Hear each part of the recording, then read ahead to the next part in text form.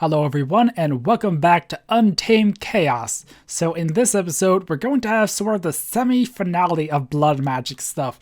I spent a lot of time preparing this stuff, so hopefully it all goes well. So yeah, we use the teleporter here. We can head down to the blood altar. You might notice it looks a little different. I added flowing blood. It was something I had in my notes, and I don't know, I thought it looks kind of cool to have the blood pools like this, and I also changed the stairway down a little. But you might also notice there's some new runes here. Rune of the Orb. So what that does, and oh, there's barely any blood left there. That might be a bit of an issue. But yeah, I also set some other stuff up. I have a lot of stuff to go over. So pretty much I prepared for the demon invasion, which is needed to get the final tier blood altar. The crystals that go there, they're from the invasion stuff. And I could turn that off, but I don't know. I think I'll leave it on to be safe. So I need to set up an invasion ritual, which takes a fair bit of work. It wasn't as much as I thought, and I also prepared stuff to make complex spells. So I think I'm going to go do the invasion first, just because that uses a lot of blood. How much blood, you ask? Well, nearly all of that. So before this episode, I had 10k or 10 million blood. So these runes, though, they allow me to hold more blood in my orb. So I had to use them to get up to over 50 million blood. I decided to do a bit spare, just mainly so the runes were even on each side. So I did 8 per side. So let's see, 32 runes? I think that's right. Yeah, 32 runes. So I had to do, I think, at least 26 or something. So I did a bit extra, but it looks nice, and extra blood's not a bad thing. I still make blood very quick with the altar, so it's not a huge deal with a Well of Suffering ritual. Also, just to be safe, I think I'm going to turn this off for the moment, because I usually just leave it on, and that should not have used any blood. Okay, so yeah. But I made a lot of stuff, so I need to go over everything, and let's see. First, I need to show you the rune of the orb real quick. Rune orb. Alright, I was going rune. Anyway, so I think I didn't actually consume the blood orbs, so I have a spare one or something. But that's how you make them. I made a bunch of them. And if we go in here, you'll see a lot of stuff I prepared for complex spells and for the ritual. So I made these alchemic tools, which are like this. I'll go over the other recipes real quick. So that's a quartz rod, and that's a simple catalyst. These other ones used strengthening catalyst. And I also had to make some, where is it? Consecrated catalyst. And that's also how I made the bell jars and alchemic relays. Well, you know how to make a blood altar by now, hopefully. So I had to fill these using this machine over here. And alchemic, what's the NEI in world lookup? There we go. So it wasn't too hard to make. You required the cracked runic plate with the imbued slates. It required a lot of stuff I had to prepare. But overall, it wasn't too costly. The hard part was getting the blood, but thanks to my Well of Suffering, it really wasn't that hard. And I did also have to prepare more ritual stones and set stuff up. But this is the ritual right here, or it says it in there, in its ritual ID name anyway. So, yeah. Now I pretty much have to go and set up the ritual. So let me just grab all this stuff, and I'll use the Spectre to head to the location. I think that's everything. Let me just double check my notes, and we'll head there and start setting up the ritual.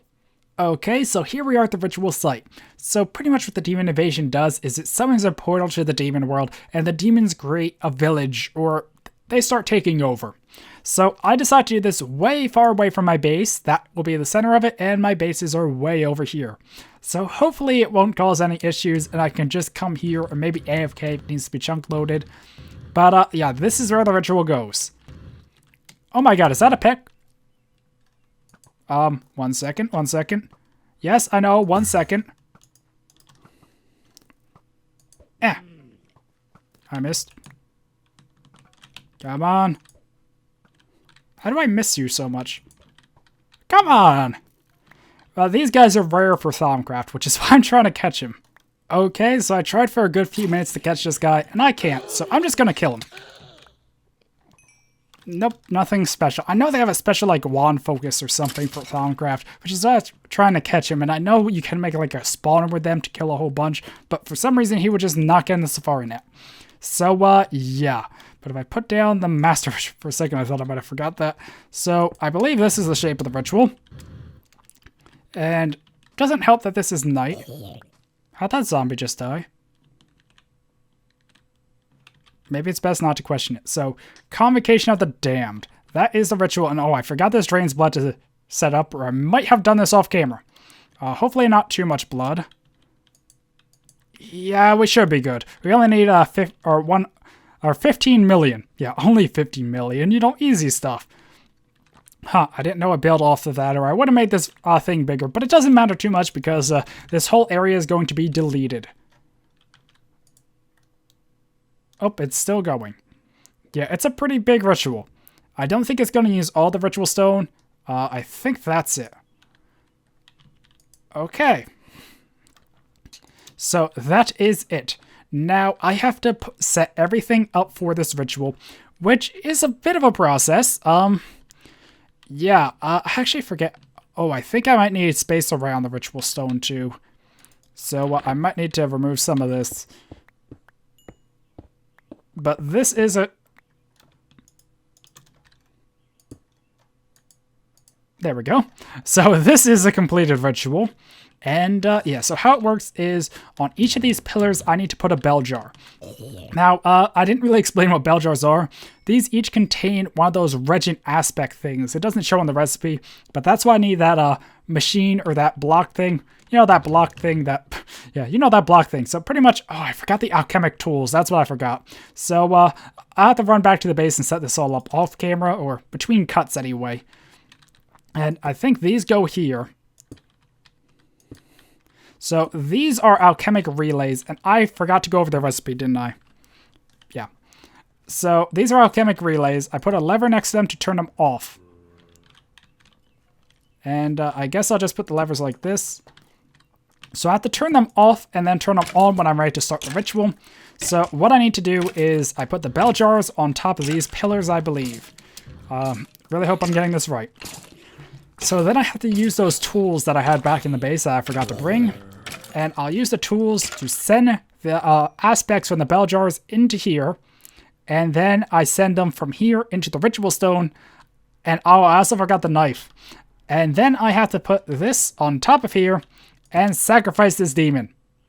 And then that will trigger the ritual. Or I have to activate it too with the awakened ritual. I forgot a lot of stuff. So yeah, let me just cut until I get all that ready, and then we can activate the ritual. Okay, so I think I have this all set up. I did mess up slightly. As you can see, all the bell jars are connected, but if you look at this one, it kind of overlaps my display down there a little. This has two aspects. This only has a double of one because I didn't react quick enough or didn't use the binding tool right. And also, I did actually use the Ritual of the Night to change it to night so I could sleep to get rid of rain, because that would have kind of made this a lot less nice to look at anyway. So yeah. So what I need to do now, I think I need to activate the ritual, flip the levers, then I have to wait a little longer because some of these will drain after others. Pretty much the reason it's bad is because since this has two aspects, it will only be able to send one at a time. So until this jar is completely sent, it can't start sending this one. But it is linked up, as you can see when it pulses every now and again. Come on. Yeah, it is linked all properly, I think. So now if I go like this...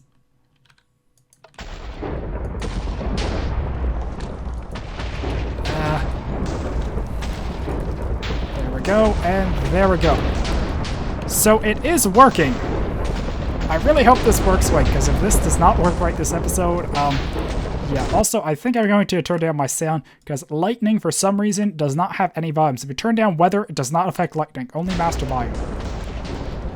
So, yeah. But I'm immune to lightning, so not a huge deal. But if we look here, all these aspects are draining. That one's not draining because I messed up. And, yeah. So I did mess up on... oh, why is that one actually not draining? Should be draining both of them. I guess it's only pulling one and then the other. Oh no, it's bound either way, so it should work for both. Like, this one's empty, so it should start pulling in the other one. Yeah. So I guess it kind of does the aspects in order like it did in previous rituals where... I think there were... I just can't remember. I know in previous rituals you'll have to drain things first. I'm thinking the summoning. This is kind of like summoning, though, so, yeah. But until all these jars are empty, it will not be ready. Certainly taking its sweet time. So I might just cut ahead until the next phase or something big catastrophe happens. For the most part, though, it seems pretty tame. Huh. Like, it just kind of stopped. Did I mess up? Because this should still be working, right? Oh, I see what I messed up on. Crap. I have to change that and click that and send. There we go. So pretty much I have to clear the aspect in here, set it to the other aspect, click here, and then link it, and now it's sending the other aspect. Okay, clear, right-click to set, right-click to link, and then right-click as output. Clear, shift right-click to set, right-click to link, and right-click as output. Okay, now it should drain all of these. Whew, for a second there I thought I had to start all over, because pretty much to fill these, I'm not sure if I even said in the previous clip, you have to make the necessary aspect. So for this one, I forget what it's called, but you know, if it needs Sanctus, I had to make 16 Sanctus to fill the jar, and then use that one machine in the corner with these to fill the jars. Yeah. Okay. So let me just hover real quick, because I think it's ready for the demon. Yep, that looks like it's ready. So I have to summon it on top of the altar. And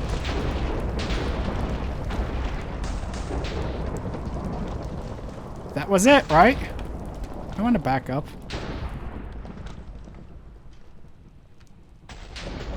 Oh! It drained the blood. Come on. That's supposed to be it. Doesn't look like anything's happening. I think there is a delay, though, once you do it right. But I think that was it. Okay, so the only thing that I can think is I sacrificed the demon too early, so have another. Oh my god, it worked. Guess that was it. So now, unfortunately, we're going to lose all that stuff there. But you see that block there? That is the portal. Let's see. Yep, demon portal. And that's what happens. So we did successfully do the demon ritual. I guess it had to wait for the red circle to shrink in before I sacrificed the demon. So we did lose our fallen angel and winged demon. I grabbed all the crystals to be safe. But, yeah, that is the ritual. Now, I need to look more into this off camera. And, oh, yeah, we do have the pathway there. But from what I understand, it will slowly start building a city from this. And if it doesn't, well, we'll have to look into doing other things, maybe do the ritual again off camera. I'm not sure.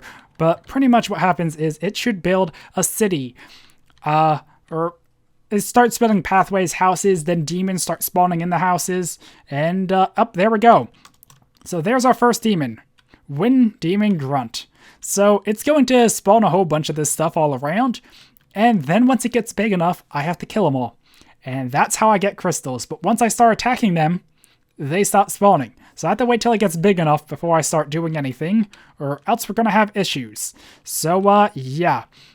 So I'm going to need to wait a few episodes probably until this all gets sorted out. But once it does, yeah, we're going to finally get the final tier of Blood Orb. Well, now I'm back here at the Blood Altar, and it's time to see what the damage was. And, yeah, it's about as bad as I expected. We used 15 million blood. So now I'll need to start this up again and start working on the complex spells, because I still want to do it this episode. I think I spent a good bit of time just preparing stuff, or preparing the ritual, so hopefully we still aren't going too long. Also, I got this stuff from the rare drop table from while it was killing the mobs anyway, so yeah, but this should slowly start getting us our blood back. So, yeah, it's going to take a while to recharge all that, though. But once it does, I should be pretty good and pretty much ready for the end game of blood magic.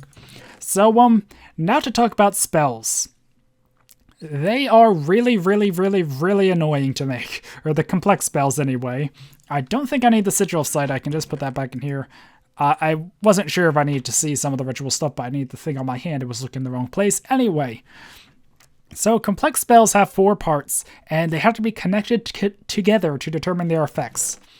So, pretty much the first one are the paradigms. You can see at the end of the name. Paradigma. Paradigma. So, there's 4 types of this. Melee, which work for a 4-block range. Self, which more like something that affects you. Projectile, or particle, as it's called in the thing here. And then, environmental. Now for the spells I'm making, I only use or only am planning to do a melee, self, and particle or projectile. Next you have the effects, which determine what element it is. So there's wind, fire, earth, and ice. And also just to review the recipes real quick, I should just type in spell should do it. So we have the particle generator, tool forge, or yeah, I think I might be getting the wrong ones. Hold on. So that's the melee one, that's the self one, that's the particle one, and I don't see environmental. Environmental, I don't know. I think I might be getting them mixed up actually. Oh yeah, it was tool and not environmental. Environmental is a different one. So they all use this spell cable. They all use stone braces, and they all have this plate for the ones up here, and they all have their own cores, which varies or differ slightly, just different things around it, I think. So yeah, and I think all of them use very similar recipes. So we look at the elemental ones, it's the same thing, just with a gusty tour. The fire one, earth, and ice, they also have the input and output. That's because these, the paradigmas, whatever you want to call them, are the start of the spell chain. So now I have to get these out, and I'm pretty sure, let me actually just review my notes real quick. So with the spells for melee, it was wind and fire, and you'll see why I'm doing that in a second. Or in a bit anyway. It was wind, earth, and... oh, it was like that. So those are the spells. I'm trying to plan it all out so I can assemble it easier. So once you have... so pretty much this determines how the spell works. This determines the element or the effect of the spell. Then you have to determine how the spell works again, sort of thing. So it's offensive, environmental, default, and what's the other one? Defensive. So, you know, you can have an offensive self-fire spell or a defensive self-fire spell. So it's a bit confusing, and like the other ones, these work about the same, just different cores.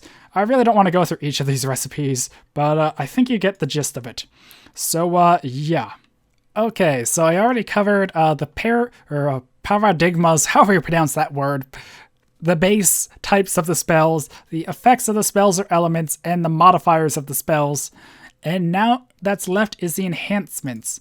So there's actually only 3 of these. There's one that increases the power, empowering. There's one that increases the potency, augmenter. And there's one that lowers the cost, the blood cost to cast the spell, which is dampening.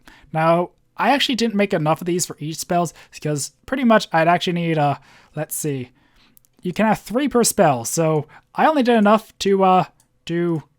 I mean, it might look like I did enough because there's 3 spells, but each of these counts separate. So that's one part of the spell, that's another part, like different chains of the same spell. Once I start making, you'll see more what I mean. But I actually need to make double these, and I just didn't think. So for the moment, I'm just not going to have the spells be full power. There is actually a higher level version of these too, the imbued.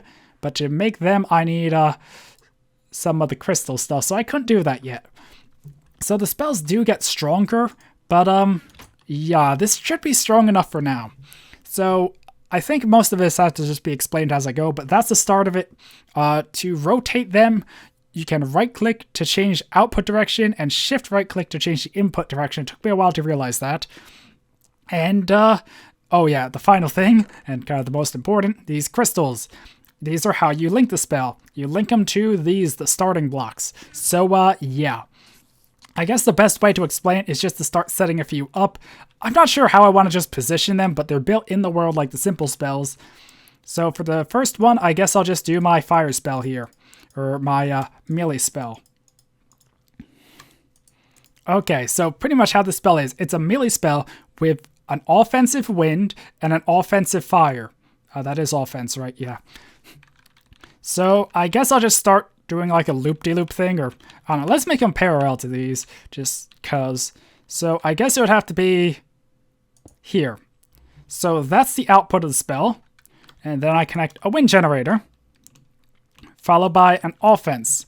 And let me just see, do I want to power up wind or fire? So, yeah, I want to power up wind, so I'm going to add a whole bunch of these now. So how this works is I'll go like this, and like this. And now here's the tricky part. So that's on the top, and there we go. Now it's on the back. So now if I put this down, I'll need to shift right click until that is connecting there actually, and that's going down. Okay, so I'll need to do this for all of this, so let me just set this up. Oh, that's actually all 3 of those, so now I need to do dampening. The thing is I have to reverse these and then go back down, and then we'll start the next part of the chain.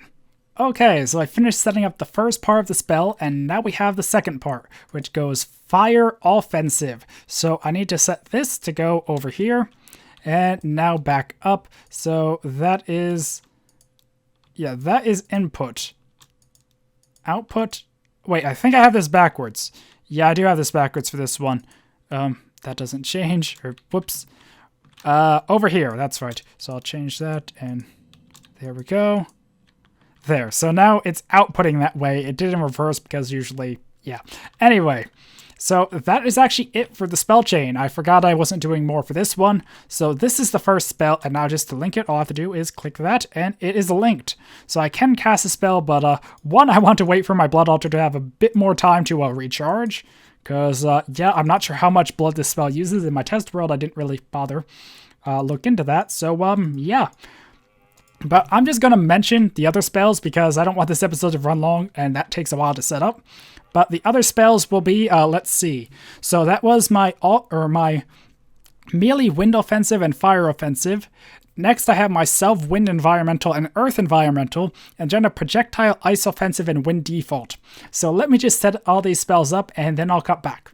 Okay, so that took a while to set up. Hopefully I did it all right, but I have all the spell crystals and they should all be bound. Hopefully I remember the order right. It is in my notes, so it shouldn't be too hard. And I do have a fair bit of blood now, so I think I'm ready to start testing out these spells. Please don't suffocate me. It always gets me a bit in the wall there. So now we head out my base or exit, which I've been working on here. Hopefully it's the time of day where there is a few mobs about. I have night vision, so it's hard to tell. So, I need to find some test subjects for these. Well, it seems like this poor little pig has to be my first test subject. So for the melee wind offensive and fire offensive, it pushes the mob and makes it explode. So if I use it back here, it shouldn't work because it's a melee spell. If I get up here, though... Wow, that's a really powerful push. How much blood did that use? Only 10,000, it looked like. Huh, that's actually pretty cheap. So, yeah, I actually did not remember the pig flying that world on my, or the mob flying that far in my test world. So, let's see if we can just test it again. So I just right click and, oh, that's more like it. But now wait. Wait. So that's what fire does. It has a delayed explosion. So I think I could have powered that up more. I think I focused more on the push than the explosion. But in my test world, it did like 30 damage to an iron golem. So if I can get a super big knockback, I can just send them flying. So I can get a mob really far away and watch the sheep. Boom. That only did 1 damage. So yeah, I definitely need to power up the fire one. I'll put that in my notes, because this is actually one of the more useful ones. So for the wind environmental and earth environmental, what it does is it does a launching push and weakens mobs. So if I have this sheep here and use it, I think it's not pushing much. Yeah, because I didn't power up it all the way. But as you see, it does have weakness. I'm not sure how strong the weakness is. So I really need to... Oh, I did not remember that was there. But my idea is, like, if I'm surrounded by mobs, I can just do this and just be like, well, first let me see my blood. And then be like, get back. And... oh, that uses 2,000. So pretty much the more I do, the more it costs. I might also want to look into the potency ones if I actually start using these. But yeah, so if I have a whole bunch of mobs around, I can use this, send them all away so I'm not going to be hit, and weaken them so when they do hit me, it's weaker. And for the final one, the projectile, this is ice offensive and wind default at knockback and slowness. So as you see, it knocked them back, and it has very, very strong slowness. I think that was the one I upgraded, was the earth. So yeah. the bad part about these spells, well, once I upgrade them, they'll be a bit better, but overall, the complex spells are kinda lame in my opinion. Like, that's some cool things, but they just weren't that great. Like, there were the tool one, the reason I didn't make that is because between my Tinkerer's tools and other mods, I kinda got tools sorted. So I could have made this one tool that was like a multi-tool that did the same effects as the blood magic tools and all this cool stuff, but yeah, I kinda already got things that do similar. And where's the entrance back to my base? I completely forgot where that is. Huh. I think it's like somewhere over here, right? Anyway, so, yeah, it's here? I don't remember. That is really embarrassing. I do not remember where the entrance to my base is. It has to be here, right? Yeah, there it is. I was thinking, or was getting the level of it wrong. Like, the height level. So, there we go. I still need to finish this part. So, yeah, that's it for this Blood Magic episode. It probably ran a bit long just because I tried to pack so much into it. I probably should have made spells their own separate episode, but oh well. But, yeah, let me just double check what I had done, or what I had set up. But, yeah, it was always the last spell besides the first one. So it was the push that was strong, the launch, and the knockback were always the weak ones. So, I don't know, I can make more and strengthen it and also lower the cost, but that's how you make complex spells.